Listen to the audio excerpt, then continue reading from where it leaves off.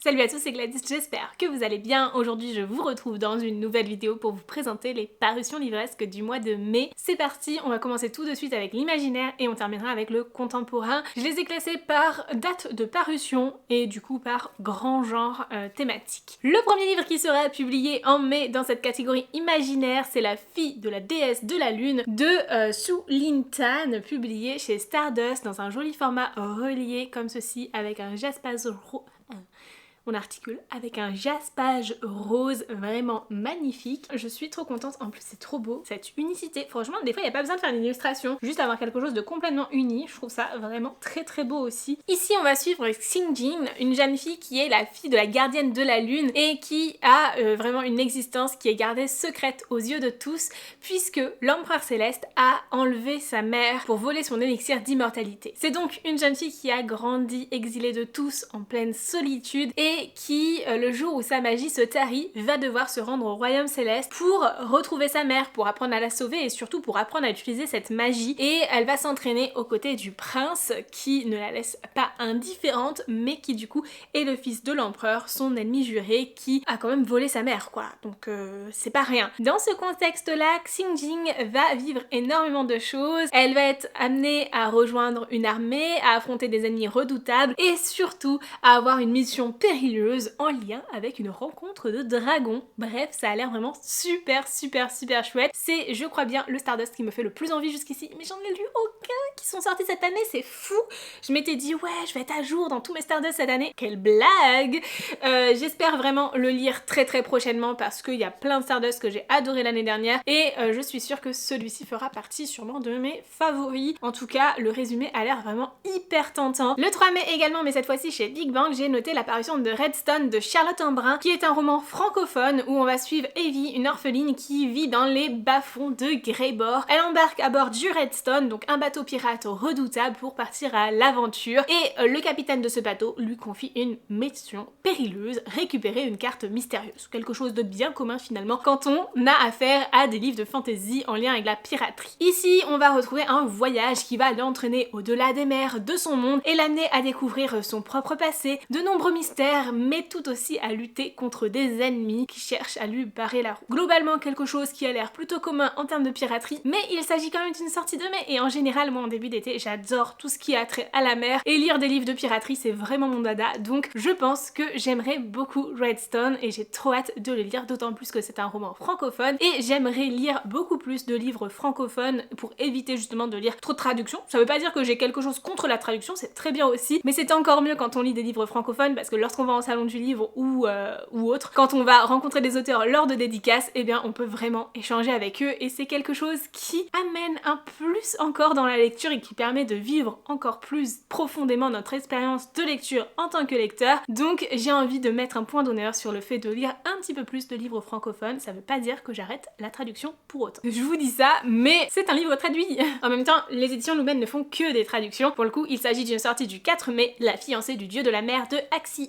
Ici, c'est l'histoire de Mina qui va prendre la place de Cheongchim, qui est la villageoise qui est élevée en fait dans le but de devenir la fiancée du dieu de la mer pour sauver son royaume de la destruction. Sauf que Cheongying est amoureuse d'un jeune homme et du coup Mina, la sœur de ce jeune homme, va finalement prendre la place de Cheongchim et aller au fond de l'océan alors qu'elle n'est absolument pas préparée pour cette destinée. Elle se retrouve alors dans le royaume des esprits où elle va rencontrer plein de personnes qui vont l'aider progressivement dans sa recherche du dieu de la mer. Cependant, celui-ci est plongé dans un sommeil enchanté et elle n'a qu'un seul mois pour parvenir à le réveiller pour mettre fin aux souffrances de son peuple ou alors elle restera un esprit pour toujours. Mina va devoir faire face à plein d'obstacles dangereux, vous vous en doutez, et plein de personnes aussi qui cherchent à l'arrêter pour l'empêcher de ramener le dieu de la mer à lui. Bref, j'ai hâte d'en savoir beaucoup plus, ça a l'air très intéressant et cette couverture est juste magnifique. Ça me tente terriblement, j'ai trop hâte d'en savoir plus sur cette histoire et donc de le découvrir. La parution suivante, ce que j'ai noté, c'est une sortie que j'attends terriblement et si vous me suivez ici, eh bien vous le savez sûrement, j'aime énormément les aventures de Edwin Jones et donc le 15 mai aux éditions Bookmark, nous allons pouvoir retrouver le tome 3 de Edwin Jones, donc La porte cachée de Aurore Kopek. C'est aussi une autrice francophone pour le coup. Edwin Jones va devoir faire face à de nouveaux défis puisque son cœur magique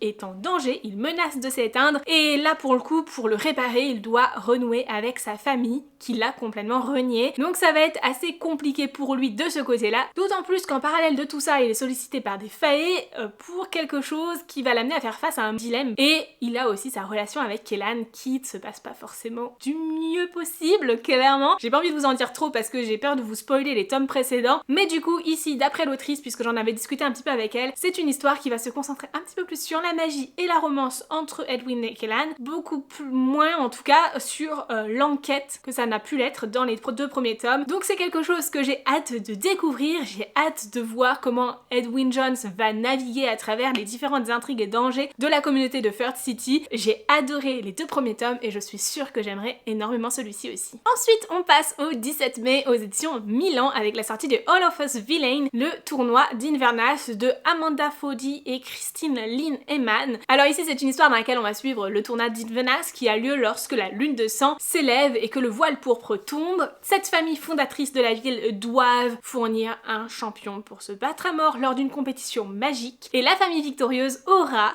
le contrôle de la haute magie jusqu'au prochain tournoi. Donc, clairement quelque chose qui a l'air très intéressant. C'est un livre qui est décrit comme étant un événement fantastique incontournable qui réunit les éléments les plus passionnants de Hunger Games mais aussi de la Coupe de Feu dans Harry Potter avec un style d'écriture qui se rapproche de celui de Leigh Bardugo. Bref, quelque chose qui me tente beaucoup, vraiment, parce que là clairement on parle de Hunger Games et la Coupe de Feu, donc voilà, j'adore la Coupe de Feu, c'est un de mes préférés dans Harry Potter. Donc, comment dire, je suis complètement hypée pour ce livre, j'espère sincèrement qu'il ne me décevra pas. Ensuite, il s'agit du cœur du prince Corbeau, donc le premier tome, Le Royaume des Faées, de Tessionia Odette, apparaître le 17 mai dans la maison d'édition Corrigan, qui est une toute nouvelle maison d'édition, qui m'a contactée pour découvrir certains de leurs titres. Il y en a 4 apparaître au mois de mai et j'en ai mis 2 dans cette liste quand même, donc ça veut dire. Et honnêtement, j'ai été très sélective. Tout a l'air génial, si vous aimez la romantasy, vraiment, allez-y, allez découvrir cette maison d'édition. Ça peut valoir le coup. C'est une maison d'édition qui se veut young adulte, mais 3 de leurs parutions sont quand même classées plus de 16 ans, donc il n'y a pas tant que ça de young adulte, donc si vous cherchez quelque chose qui n'est pas du tout explicite, peut-être que pour le moment ce n'est pas fait pour vous,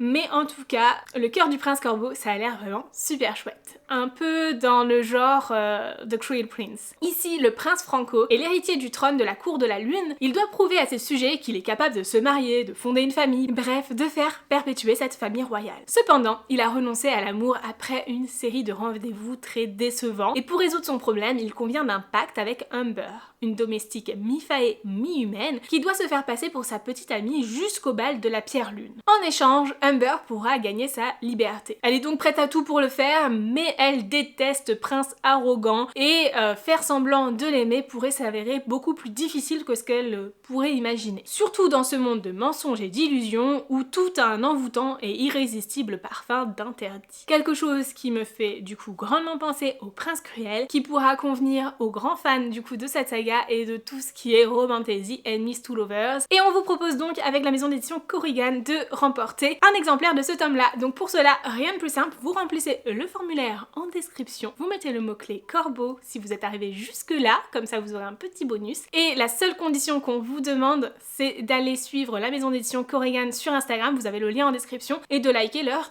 dernière publication. Bien évidemment, si vous êtes abonné à mon contenu, c'est encore mieux, donc sur YouTube, TikTok, Instagram, si vous commentez cette vidéo, si vous la likez, ce sera toujours du soutien en bonus, mais c'est pas obligatoire. Par contre, pensez bien du coup à vous abonner au compte Instagram de la maison d'édition, je suis désolée pour ceux qui n'ont pas Instagram, et à liker leur dernier post, parce que bah voilà, c'est quand même les soutenir dans leur lancement et les remercier surtout pour ce super cadeau. Et vous me dites souvent que ces vidéos de parution livresque font trop tentantes, vous donnent envie de découvrir plein de titres, et bah là justement c'est l'occasion d'en découvrir un gratuitement, enfin pour celui ou celle qui gagnera ce concours. Donc vraiment n'hésitez pas à participer, franchement je suis trop contente d'avoir cette opportunité de vous en faire remporter un. On passe tout de suite au contemporain et j'avais envie de vous rajouter un petit titre de chez Corrigan parce qu'il y en a un en contemporain pour ceux qui préfèrent le contemporain plutôt que la fantasy, et j'ai sélectionné du coup pour le 3 mai la sortie de Date Me Bryson Keller de Kevin Van Wee, je ne sais pas comment ça se prononce exactement. Bryson Keller est la star de Fairfield Academy. Tout le monde le connaît, tout le monde sait qu'il ne croit pas en l'amour et il se lance pourtant un défi consistant à sortir chaque semaine avec la première personne qui lui demandera d'être son date pour les jours à venir.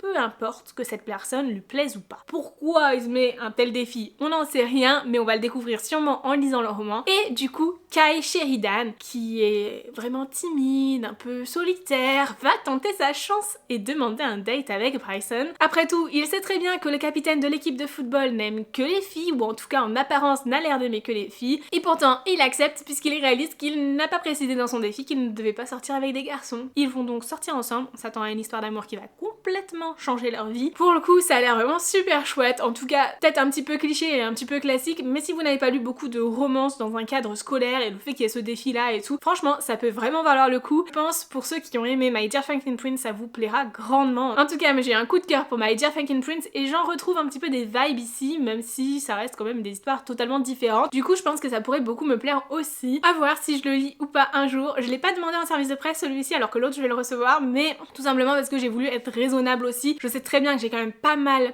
de livres à lire, mais c'est apparemment un coup de cœur de l'équipe de Corrigan aussi, donc franchement, je me le note dans ma wishlist, on sait jamais. Peut-être qu'un jour j'irai me l'acheter. Ensuite, une parution du 11 mai, Royal Blood de Amy Carter à retrouver chez Pocket Jeunesse. Ici, c'est l'histoire d'Evangeline Bright, la fille illégitime du roi d'Angleterre Alexander III, qui va déménager au palais de Windsor peu avant ses 18 ans. Elle est mal aimée de sa belle-mère et de sa belle-sœur, vous sentez la redite de Cendrillon ici, et elle se retrouve du coup exposée à la presse, accusée de meurtre en pleine tourmente médiatique. Mais alors qu'elle est jugée par le peuple, Evangeline doit faire face à cette épreuve quasi seule, enfin je dis quasi seule parce que elle a comme lettre de quitte. Est-ce qu'il suffira pour que la jeune fille ne perde pas pied? Ça reste à voir. J'ai également noté le 17 mai chez Hugo New Romance la sortie d'un livre que j'attends trop.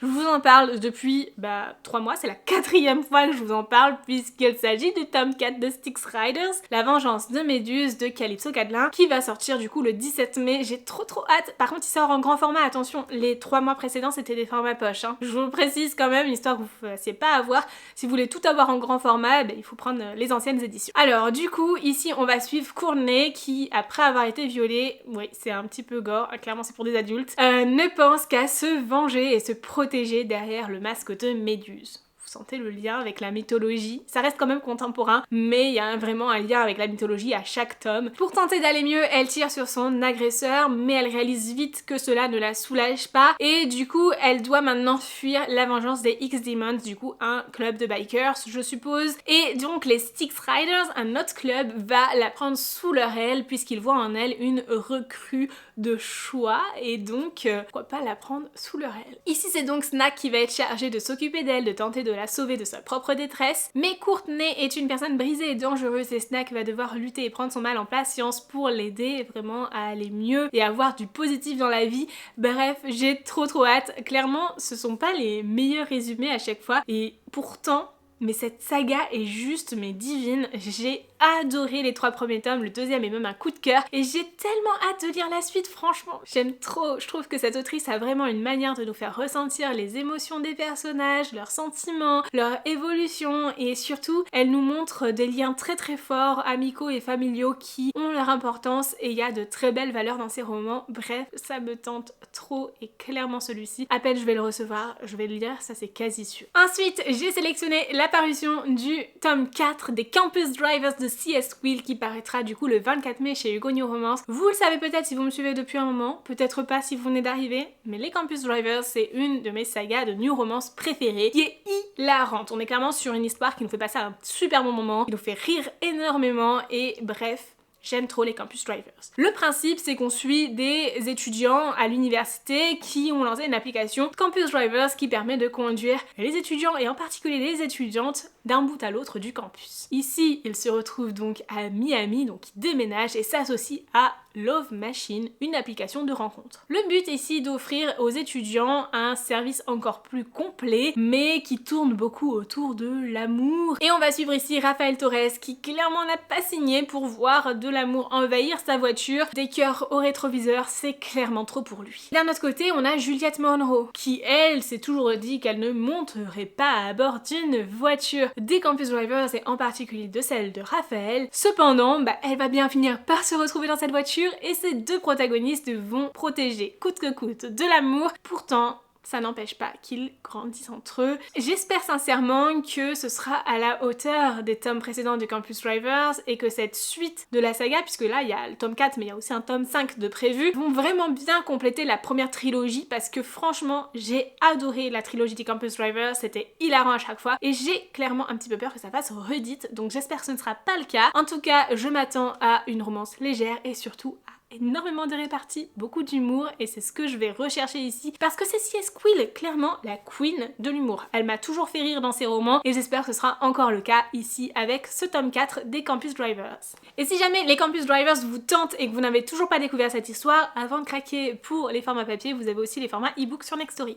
J'allais terminer cette vidéo et j'ai oublié de vous parler d'un titre qui clairement va sûrement vous plaire puisque c'est ma lecture en cours et pour le moment je l'aime beaucoup. Il s'agit de The Spanish Love Deception que j'ai la chance de lire en avant-première grâce à Nextory qui m'a donné un accès anticipé au livre audio. C'est un livre qui paraîtra le 3 mai chez J'ai lu en livre papier mais aussi le 3 mai sur Nextory en livre audio. Donc si jamais ça vous intéresse, n'hésitez pas à utiliser mon lien en description qui vous permet d'avoir 45 jours d'essai gratuit de l'application, dont 15 heures d'écoute. C'est presque suffisant pour écouter le livre en entier mais si vous passez quelques passages en accéléré, c'est amplement suffisant. The Spanish Love Deception, c'est l'histoire de Catalina qui se retrouve invitée en tant que demoiselle d'honneur pour le mariage de sa sœur, mais ne peut pas y aller seule puisque depuis toujours, ou depuis un petit moment en tout cas, elle a un peu inventé un mensonge comme quoi elle serait en couple et tout ça, donc elle a dit à toute sa famille qu'elle était en couple alors que ce n'est pas le cas. Et il s'avère que lorsqu'elle en discute avec sa collègue de travail qui est aussi sa meilleure amie, eh bien un de leurs collègues de travail entend toute cette conversation et propose de l'accompagner au mariage de sa sœur. Sauf que c'est un peu son pire ennemi, clairement le collègue qu'elle ne peut pas voir et elle ne comprend pas pourquoi, mais elle va découvrir très vite que lui aussi a un intérêt à lui proposer ce rencard puisqu'il va lui demander quelque chose en échange. Bref, c'est très intéressant, beaucoup de bonnes réparties, je rigole beaucoup en écoutant ce livre audio et surtout c'est très prenant, très divertissant, c'est clairement une histoire qui se prête très bien à une écoute en livre audio. Je ne vous en dis pas plus ici parce que je tourne justement un vlog lecture autour de ce livre audio, mais sincèrement une sortie du 3 mai qui est plus ou moins incontournable. En tout cas, n'hésitez pas à le découvrir en livre audio gratuitement si jamais ça vous intéresse avec mon lien en description. C'était donc les romans que j'ai sélectionnés pour ce mois de mai. J'ai rajouté une petite BD qui rentre dans la New Romance puisqu'il s'agit de True Colors de Morgane Moncomble et Lily Blabla qui se paraîtra chez Hugo BD le 24 mai. Ici on va suivre Elliot qui est un peintre mais qui ne reconnaît pas les visages, c'est vraiment un handicap mal compris qu'il a beaucoup isolé des autres parce qu'il n'arrive pas à reconnaître un visage. Cependant, lorsque June rentre dans sa galerie, il est immédiatement attiré par elle et pense avoir trouvé le seul visage qu'il voudrait vraiment se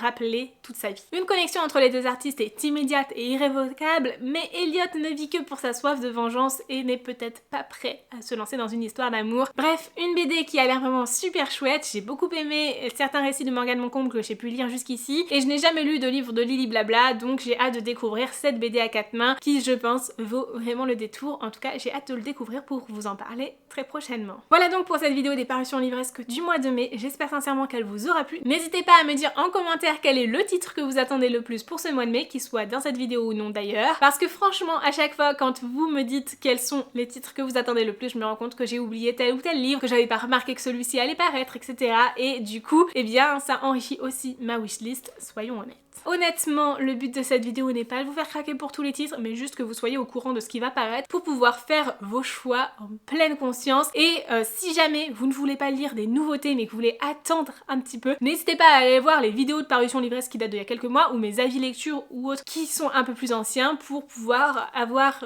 peut-être envie de découvrir certains titres qui datent un peu plus et que vous allez pouvoir retrouver en bibliothèque si jamais vous voulez faire quelques économies. Sur ce, en attendant la prochaine vidéo, je vous souhaite de très belles lectures, je vous fais de très gros bisous et je vous dis à très bientôt. Ciao!